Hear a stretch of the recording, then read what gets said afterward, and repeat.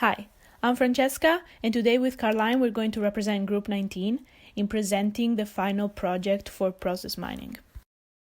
The dataset used is the BPI Challenger 2012 containing data about a loan application process. The Eindhoven University of Technology provided this dataset. It is sorted in an XCS event log format, which is an XML-based format specifically made for event logs. With the self-made XCS parser, we were able to open and convert it to CSV files, which made it possible for every member in the group to work with this data.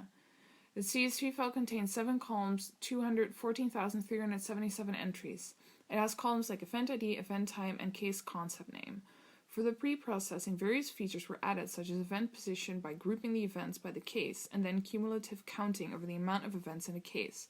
Additionally, a second feature showing the duration of the event by getting the time difference between the two events was added, as well as a feature displaying the elapsed time since the beginning of the case by the naive estimator is the baseline estimator. The baseline estimator was trained by selecting the most succeeding event Y of event X. For example, for A submitted, the most succeeding event is A partially submitted. For time estimation, it selects the average time difference between event X and Y for every event X. For example, for A submitted, the average time is 582.64 milliseconds. Our second model is a compact prediction tree. It's a prediction tree which losslessly compresses all training sequences. In a training phase, a prediction tree is built, followed by the prediction phase, in which in the first step, similar sequences are found using inverted indexing. A lookout table, which contains the terminal node of each sequence, is used to determine the elements suitable for prediction, for which a decision is based on considerations such as the number of similar sequences, frequency of the respective prediction elements, and a number of previous prediction elements.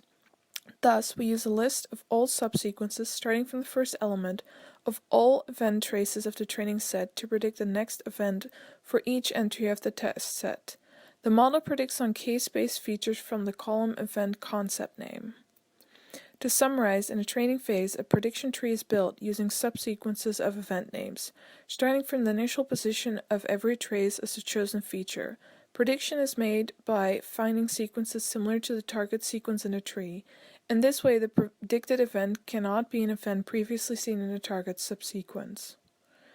Additionally, this model was chosen as one of the models for event prediction because it's a trade-off between high accuracy and time efficiency and suitable for sequential data. Our third model was an LSTM model. LSTM models have cells that are able to retain information over a longer period. Therefore, we tried to predict the time and events with it.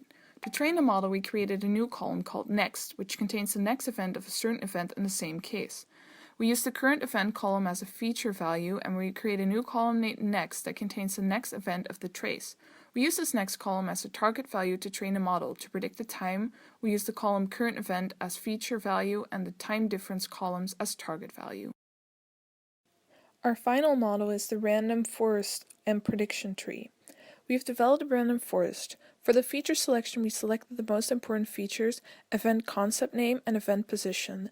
The position of the event in the case event trace. To avoid overfitting, we extended the random forest by bootstrapping the forest even further, particularly by incorporating bagging as an assembly method. Finally, the tool works with all available TUA datasets. The test and train data names can be given as input by the end user and a model will be executed automatically. It was decided not to use future data for any of the models, seeing as events are subject to various real-life changes such as data generating system changes over time. Various improvements were made to the models. The CPT was improved by including the baseline prediction. The event subsequences were created by using the naive predictive values, and the subsequences were then used as the input and only training feature for creating the prediction tree and ultimately for prediction. This improved the accuracy immensely, reaching an accuracy of 43% on the no future test set, compared to its previous accuracy of 14.4%. The final naive estimator had an accuracy of 64%. It has an RMSE on the predicted time difference on the test set of 1.4 days. For LSTM, the accuracy was improved and error was reduced by putting more work into feature selection and hyperparameter tuning. The LSTM estimator was trained on 10 epochs. On the BPI Challenge 2012 dataset, it has an accuracy of 65.5%. For the random forest, The previous decision tree has been extended to a random forest to avoid overfitting and improve complexity of the model. Additionally, we try to increase the accuracy by optimizing the hyperparameters, particularly seeing some improvements when using entropy as the split quality criterion. Ultimately, we extended the random forest by bagging, bootstrapping the forest even further. It has a RMSE on the predicted time difference on the test set of 179.8 days and an accuracy of 71%.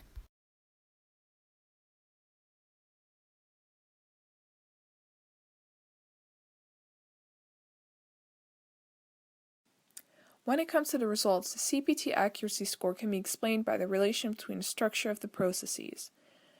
As the CPT prediction process relies heavily on the process linearity, as it can only predict a new event, not part of the training sequence, this is therefore unfortunately not the most suitable option given the complex nonlinear structure of the process traces. For the LSTM, the accuracy was not improved further because the model sees the whole data file as one sequence instead of the different sequences. We could have improved this by reshaping the NP arrays and varying the batching size. This would have required for the cases to have the same amount of events as we have to reshape the numpty arrays. This sounded like a nice approach to resolve this problem. However, this would have taken up too much time to code as it is a difficult task to do. Moreover, we think that training the model would have taken a very long time, which is not what we aim to achieve.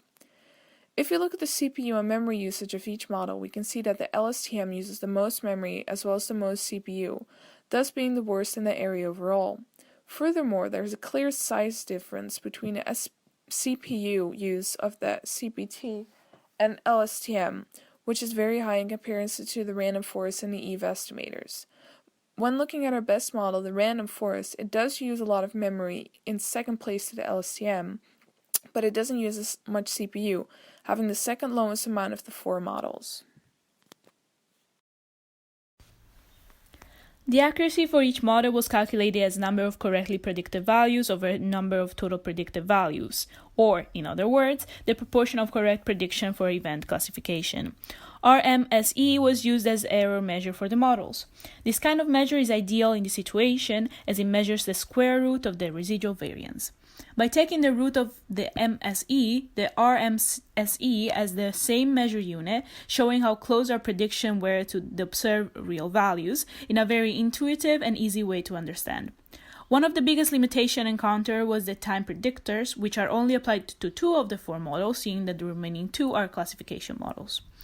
The random forest model performs the best in terms of accuracy and CPU usage, but its limitations are that it's not possible to calculate the RMCE and it uses a lot of memory compared to the other models. Overall, it is the best model amongst the 4.